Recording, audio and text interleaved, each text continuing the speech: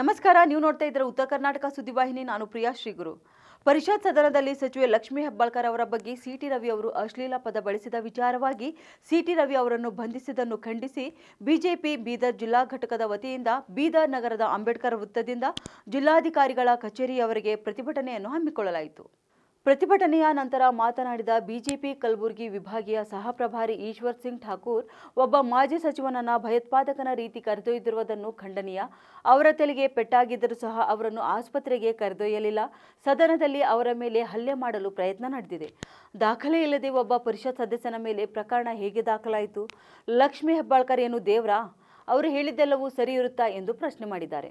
City ರವಿಯ ಪ್ರಕರಣವನ್ನು ಸಿಬಿಐಗೆ ವಹಿಸಬೇಕು ಎಂದು ಹೇಳಿದ್ದಾರೆ. ಸಿಟಿ ರವಿ ಸಾಹೇಬರು ಒಂದು ಮಾತನ್ನ ಹತಾಶೆ ಅಂತ ಹೇಳಿದ್ದಾರೆ. ಅದನ್ನ ಟ್ವಿಸ್ಟ್ ಮಾಡಿ ಇನ್ನೇನೋ ನಮಗೆ ಹೇಳಿದ್ದಾರೆ ಅಂತೇಳಿ ಲಕ್ಷ್ಮೀ ಹೆಬ್ಬಾಳ್ಕರ್ ಅವರು ಹೇಳ್ತಾರೆ. ಇದು ಹತಾಶೆ ಯಾಕಾಗಿದೆ ಕಾಂಗ್ರೆಸ್ಗೆ? ರಾಹುಲ್ ಗಾಂಧಿ ಅವರು ಅಮಿತ್ ಶಾ ಅವರ ಮೇಲೆ ಸುಳ್ಳು ಆಪಾದನೆಯನ್ನು ಹೇಳ್ತಾರೆ. ಡಾಕ್ಟರ್ ಬಾಬಾ ಸಾಹೇಬ್ ಅಂಬೇಡ್ಕರ್ ಜಿ ಅವರಿಗೆ ಅಪಮಾನ ಮಾಡಿದ್ದು ಕಾಂಗ್ರೆಸ್. ಇವತ್ತು ಗೃಹ ಮಂತ್ರಿಗಳ ಮಾತನ್ನ ತಿರುಚಿ ಹೋರಾಟವನ್ನ ಮಾಡಿ ಹಿರಿಯ ಸಂಸದರನ್ನ, ಸಾರಂಗಿ ಅಂತ ಹಿರಿಯ ಸಂಸದರನ್ನ ಕೆಳಗೆ ಬೀಳಿಸುವಂಥ ಕೆಲಸವನ್ನ ಮಾಡ್ತಾರೆ.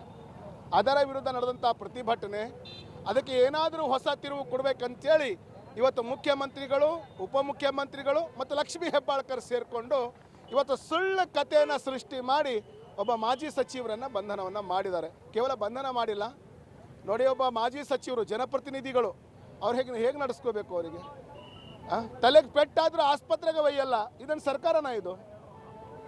ಈ ರೀತಿ ಅಮಾನುಷ್ಯವಾಗಿ ಇವತ್ತು ಕಾಂಗ್ರೆಸ್ ನಡ್ಕೊಂಡಿದೆ. ಕಾನೂನು ಮೇಲೆ ವ್ಯವಸ್ಥೆ ಇಲ್ಲ. ಅವ್ರು ಗುಂಡಾಗಳು ಸದನ ಒಳಗೆ ನುಗ್ಗಿ ಗಲಾಟೆಯನ್ನು ಮಾಡ್ತಾರೆ. ಹೋರಾಟಗಾರರಿಗೆ ಸದನ ಒಳಗಡೆ ಪ್ರವೇಶ ಕೊಡಲ್ಲ. ಅದ್ರ ಗುಂಡಾಗಳಿಗೆ, ಕಾಂಗ್ರೆಸ್ಸಿನ ಗುಂಡಗಳಿಗೆ ಸದನ ಒಳಗೆ ಪ್ರವೇಶ ಕೊಡ್ತಾರೆ. ಇದೆಲ್ಲ ಒಂದು ಕಡೆ ರಾಜ್ಯದಲ್ಲಿ ಅಶಾಂತಿ ಹುಟ್ಟಿಸುವಂಥ ಕೆಲಸವನ್ನು ಇವತ್ತು ಕಾಂಗ್ರೆಸ್ ಸರ್ಕಾರ ಮಾಡ್ತಾ ಇದೆ. ನಾನು ಮಾನ್ಯ ಪ್ರಧಾನಮಂತ್ರಿಗಳನ್ನು ವಿನಂತಿ ಮಾಡ್ತಾನೆ, ಈ ನಿನ್ನೆ ನಡೆದಂತಹ ಸಂಪೂರ್ಣ ಘಟನೆಯನ್ನು ಸಿಬಿಐ ತನಿಖೆಗೆ ಒಪ್ಪಿಸಬೇಕು, ಸಂಪೂರ್ಣ ತನಿಖೆಯನ್ನು ಮಾಡಿಸಬೇಕು ಮತ್ತು ರಾಜ್ಯ ಸರ್ಕಾರವನ್ನು ವಜಾ ಮಾಡಬೇಕಂತೇಳಿ ನಾನು ಪ್ರಧಾನಮಂತ್ರಿಗೆ ಬೇಡ್ಕೊಳ್ತೇನೆ. ಸದನದಲ್ಲಿ ಮಾರ್ಷಲ್ಗಳು ಇರೋದೇ ಜನಪ್ರತಿನಿಧಿಗಳು ನೋಡ್ಕೊಳ್ಳೋಕೆ, ಆದ್ರೆ ಅವ್ರು ಮುಂದೆನೇ ಹಲ್ಲೆ ಮಾಡೋಕ್ಕೆ ಪ್ರಯತ್ನ ಪಟ್ಟರು, ಅವ್ರು ಏನೂ ಮಾಡಂಗಿಲ್ಲ. ಅಂದರೆ ಎಷ್ಟು ಹಿಡಿತಾ ಇದೆ ಕಾಂಗ್ರೆಸ್ನವ್ರದ್ದು. ಮಾರ್ಷಲ್ಗಳ ಮುಂದೆನೇ ದಾಳಿ ಮಾಡ್ತಾರೆ, ಒದಿತಾರೆ, ಸದನ್ಗೆ ಒದಿತಾರೆ. ಎಲ್ಲ ಒಂದು ಕಡೆ ಕಾಂಗ್ರೆಸ್ ತನ್ನ ಹಳೆ ಚಾಳಿ, ಗುಂಡಾ ಚಾಳಿಯನ್ನು ತರಲಿಕ್ಕೆ ಪ್ರಯತ್ನ ಮಾಡ್ತಾ ಇದೆ. ನಂತರ ಬಿಜೆಪಿ ಜಿಲ್ಲಾಧ್ಯಕ್ಷ ಸೋಮನಾಥ್ ಪಾಟೀಲ್ ಮಾತನಾಡಿ, ಸಿಟಿ ರವಿಯನ್ನು ಕೊಲೆಗಡ್ಕ ಎಂದು ಹೇಳಿದಾಗ ಅವರು ಫ್ರಸ್ಟ್ರೇಟ್ ಆಗಿ ಅದನ್ನು ಪ್ರಾಸ್ಟಿಟ್ಯೂಟ್ ಎಂದು ಹೇಳಿದ್ದಾರೆ ಎಂದು ಸಚಿವೆ ಲಕ್ಷ್ಮೀ ಹೆಬ್ಬಾಳ್ಕರ್ ಸುಳ್ಳು ಆರೋಪ ಮಾಡುತ್ತಿದ್ದಾರೆ. ವಿಧಾನಸೌಧದಲ್ಲೇ ಪೊಲೀಸ್ ಠಾಣೆ ಇದ್ದರೂ ಸಹ ಹೆಬ್ಬಾಳ್ಕರ್ ಅವರು ಉದ್ದೇಶಪೂರ್ವಕವಾಗಿ ದೂರದ ಖಾನಾಪುರದಲ್ಲಿ ಕೇಸ್ ಮಾಡಿದ್ದಾರೆ ಎಂದು ಆರೋಪಿಸಿದರು. ಇನ್ನು ಸಿಟಿ ರವಿಯ ಮೇಲೆ ಹಲ್ಲೆ ಮಾಡಿದವರ ಮೇಲೆ ಇದುವರೆಗೂ ಯಾವುದೇ ಪ್ರಕರಣ ದಾಖಲಾಗಿಲ್ಲ. ಹಲ್ಲೆ ಮಾಡಿದವರ ಮೇಲೆ ಕೂಡಲೇ ಪ್ರಕರಣ ದಾಖಲಿಸಿ ಬಂಧಿಸಬೇಕು ಎಂದು ಆಗ್ರಹಿಸಿದರು. ನಂತರ ಸಿಟಿ ರವಿ ಅವರನ್ನ ಬಿಡುಗಡೆಗೊಳಿಸಬೇಕು, ಅವರ ಮೇಲೆ ಹಲ್ಲೆ ಮಾಡಿದವರ ಮೇಲೆ ಕ್ರಮ ಕೈಗೊಳ್ಳಬೇಕು ಎಂದು ಬೀದರ್ ಜಿಲ್ಲಾಧಿಕಾರಿಗಳ ಮೂಲಕ ರಾಜ್ಯಪಾಲರಿಗೆ ಮನವಿ ಪತ್ರ ನೀಡಲಾಯಿತು. ಇವತ್ತು ರಾಜ್ಯ ಸರ್ಕಾರ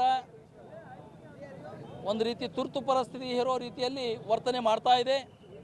ಇಡೀ ರಾಜ್ಯದಲ್ಲಿ ಪೊಲೀಸರ ದುರುಪಯೋಗ ಮಾಡ್ತಾ ಇದೆ.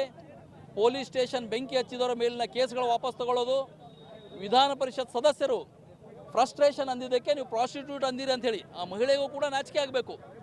ಇವತ್ತು ಸದನದ ಸ್ಪೀಕರೇ ಹೇಳಿದ್ದಾರೆ ಬಸವರಾಜ ಹೊರಟ್ಟಿಯವರು, ಆ ರೀತಿಯಾದಂಥ ಯಾವುದೇ ಪದ ಬಳಕೆ ಆಗಿರೋದು ಆಡಿಯೋ ವಿಡಿಯೋ ರೆಕಾರ್ಡಿಂಗ್ ಆಗಿಲ್ಲ ಅಂತೇಳಿ. ಆ ಸದನದ ಹಾಲ್ನ ಪ್ರತಿಯೊಂದು ಇಂಚಿಂಚು ರೆಕಾರ್ಡಿಂಗ್ ಆಗುತ್ತೆ.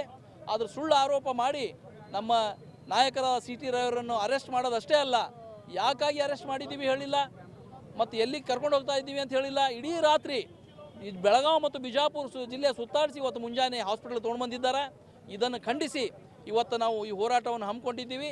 ಇವತ್ತು ಬೆಳಗಾವಿನ ಆ ಸಚಿವೆ ಬೆಂಬಲಿಗೆ ಗುಂಡಾಗಳು ವಿಧಾನಸೌಧ ಒಳಗಡೆ ಬಂದು, ಎಲ್ಲಿ ವಿಧಾನಸಭೆ ಸದಸ್ಯರು ಮಾತ್ರ ಹೋಗಬೇಕು ಅಂಥ ಕಡೆ ಒಳಗಡೆ ಬಂದು ಅವ್ರ ಮೇಲೆ ಹಲ್ಲೆ ಮಾಡಿದ್ದಾರೆ. ಅವ್ರ ಮೇಲೆ ಕ್ರಮ ಆಗಬೇಕು, ಜೊತೆಯಲ್ಲಿ ನಮ್ಮ ನಾಯಕರಿಗೆ ಬೇಷಾದತ್ತವರಿಗೆ ಬಿಡುಗಡೆ ಆಗಬೇಕು ಅಂತ ಅನ್ನುವಂಥ ಒತ್ತಾಯವನ್ನು ನಾವು ರಾಜ್ಯ ಸರ್ಕಾರಕ್ಕೆ ಮಾಡ್ತಾ ಇದ್ದೀವಿ.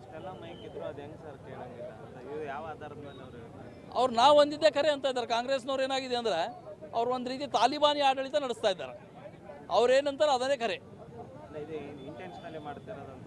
100% ಇಂಟೆನ್ಷನಲಿ ಮಾಡ್ತಾ ಇದ್ದಾರೆ. ಬರುವಂಥ ದಿನಗಳಲ್ಲಿ ರಾಜ್ಯದ ಜನ ಅವ್ರಿಗೆ ತಕ್ಕ ಪಾಠ ಕಲಿಸ್ತಾರೆ.